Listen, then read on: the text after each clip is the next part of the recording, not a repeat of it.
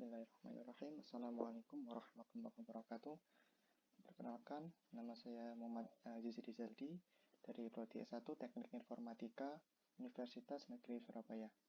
Pada kesempatan kali ini, kita akan membahas standarisasi jaringan komputer. Topik bahasan yang akan kita bahas kali ini, yang pertama ada definisi TCP/IP dan OSI model. Kemudian ada OSI versus TCP/IP, kemudian kita sedikit singgung mengenai port. Oke, yang pertama, apa itu TCP/IP? Mari kita ulas. Definisi TCP/IP model.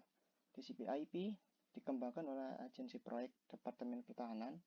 Tidak seperti OSI, TCP/IP terdiri dari 4 lapisan yang masing-masing memiliki protokolnya sendiri. TCP/IP dianggap sebagai model protokol standar untuk jaringan. Paket protokol TCP/IP memiliki seperangkat protokol yang mencakup TCP, UDP, ARP, DNS, HTTP, ICMP, dan lain sebagainya. Model TCP/IP sebagian besar digunakan untuk menghubungkan komputer melalui internet. Lalu kemudian apa itu OSI? OSI model diperkenalkan oleh ISO International Standard Organization. OSI bukanlah protokol, tapi model yang didasarkan pada konsep layering, memiliki satu set lapisan, masing-masing memiliki fungsi yang berbeda.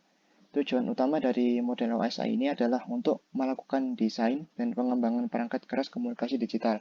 Selain itu, model OSI juga mendefinisikan perancangan perangkat lunak sedemikian rupa sehingga dapat beroperasi secara efisien. Kemudian, apa yang membedakan di antara keduanya? TCP/IP dan OSI adalah dua model jaringan yang paling banyak digunakan untuk komunikasi. Ada beberapa persamaan dan perbedaan di antara keduanya. Salah satu perbedaan utamanya yaitu OSI adalah model konseptual yang tidak praktis digunakan untuk komunikasi, sedangkan TCP/IP digunakan untuk membangun koneksi dan berkomunikasi melalui jaringan. Berikut merupakan perbandingan layar yang terdapat pada TCP/IP dan OSI model. Baik, mari kita bahas. Lapisan yang terdapat pada TCP/IP yang pertama ada application layer. Lapisan ini memungkinkan pengguna untuk mengakses layanan internet global atau pribadi. Berbagai protokol yang dijelaskan dalam lapisan ini adalah Telnet, SMTP, dan FTP. Beberapa protokol tambahan lainnya seperti DNS, HTTP, dan RTP. Cara kerja layer ini merupakan kombinasi dari application dan presentation dan session layer dari model OSI. Kemudian selanjutnya ada transport layer yang memungkinkan pengiriman data end-to-end bebas kesalahan antara host sumber dan tujuan dalam bentuk datagram. Protokol yang ada pada lapisan ini adalah TCP dan UDP. Kemudian ada internet layer. Tujuan dari layer ini adalah untuk mentransmisikan sebuah paket independen ke jaringan manapun yang melakukan perjalanan ke tujuan, termasuk IP, ICMP, dan ARP. Kemudian selanjutnya ada network access layer. Lapisan ini bertindak sebagai antarmuka antara host dan tautan transmisi yang digunakan untuk mentransmisikan datagram. Layer ini juga menentukan operasi apa yang harus dilakukan oleh tautan.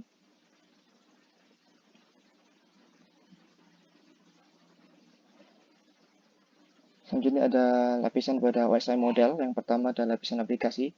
Di lapisan ini, pengguna dapat mengakses jaringan dengan menggunakan antarmuka dan layanan seperti surat elektronik, manajemen base data bersama, akses dan transfer file, dan lain-lainnya. Kemudian selanjutnya ada presentation layer yang berfokus pada sintaks dan semantik dari transmisi informasi. Di layer ini melakukan tugas-tugas seperti terjemahan, enkripsi, dan kompresi di mana informasi aktual yang ada dalam bentuk string karakter, angka, simbol dikodekan dalam aliran bit, kemudian diubah menjadi bentuk lain, kemudian dikompresi. Selanjutnya ada session layer. Di lapisan ini menetapkan sesi antara mesin yang berbeda untuk menyinkronkan dan memelihara interaksi di antara mereka. Layanan yang disediakan dari session layer itu ada kontrol dialog, manajemen token, dan sinkronisasi. Kemudian ada transfer layer yang lapisan ini menerima data dari lapisan sebelumnya dalam bentuk paket independen dan mengirimkannya ke lapisan berikutnya dalam urutan yang benar. Fungsi lain yang dilakukan oleh lapisan ini adalah service point addressing, connection control, segmentation, reassembly, flow control, dan error control. Selanjutnya ada network layer. Logical addressing dan routing adalah operasi utama yang dilakukan oleh lapisan jaringan.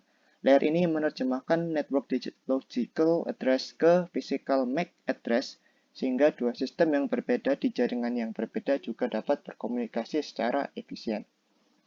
Kemudian ada data link layer yang bertanggung jawab untuk mengubah layanan transmisi mentah atau physical layer menjadi tautan yang dapat diandalkan. Tugas yang dilakukan pada data link layer ini adalah framing, access control, physical address, error, and flow control. Kemudian yang terakhir ada physical layer. Di layer ini berfungsi untuk menentukan bagaimana bit-bit data dikelompokkan menjadi format yang disebut sebagai frame. Kemudian inilah perbedaan kunci antara TCP/IP dan OSI model. TCP/IP itu adalah model client server, yaitu ketika klien meminta layanan, maka akan disediakan oleh server. Lalu di sisi lain, OSI adalah model konseptual, seperti yang kita sudah bahas tadi. Kemudian TCP/IP adalah protokol standar yang digunakan untuk setiap jaringan termasuk internet. Namun OSI bukanlah protokol, tapi model referensi yang digunakan untuk memahami dan merancang arsitektur sistem. TCP/IP adalah model 4 lapis, kemudian OSI memiliki 7 lapis. TCP/IP berwujud sedangkan OSI tidak, atau model konseptual. Kemudian kita selanjutnya akan membahas tentang port. Port adalah mekanisme yang memungkinkan komputer terhubung dengan beberapa sisi koneksi dengan komputer dan program lainnya dalam jaringan. Setiap port dikaitkan dengan proses atau layanan tertentu. Port akan mengidentifikasi aplikasi dan service yang menggunakan koneksi di dalam protokol TCP/IP. Jadi, port ini memungkinkan komputer dapat membedakan antara berbagai jenis traffic, misalnya email yang masuk ke port yang berbeda dari halaman web. Lalu ada jenis dan fungsi port pada jaringan komputer. Jika dilihat dari terminologinya, jenis port ini dibedakan menjadi dua, yaitu logical port atau port non-fisik dan physical port atau port fisik. Logical port adalah jalur yang digunakan oleh aplikasi untuk menghubungkan dengan komputer lain melalui jaringan TCP/IP. Salah satu contohnya adalah mengkoneksikan komputer dengan internet. Port ini berperan penting dalam jaringan komputer. Dilihat dari penomorannya, logical port terbagi menjadi 3 jenis. Ada jenis port yang terdaftar di internet atau Assigned Number Authority, IANA, dan ada yang tidak. Terdapat well-known port yang berkisar dari port 0 sampai 1023, kemudian registered port berkisar dari 1024 sampai 49151, kemudian ada dynamically assigned port berkisar dari port 49152 hingga 65535. Berikut ini beberapa contoh logical port yang sering digunakan. Port 20 dan 21 FTP, port 22 SSH, port 23 Telnet, port 25 SMTP, port 53 TNS, port 6708 DHCP, port 80 ada HTTP atau web server, port 443 ada HTTPS, port 143 ada IMAP, kemudian ada port 8080 dan 3128 atau proxy. Baik, cukup sekian penjelasan singkat mengenai standarisasi jaringan komputer dari saya. Semoga bisa bermanfaat bagi semua. Kurang lebihnya mohon maaf. Assalamualaikum warahmatullahi wabarakatuh.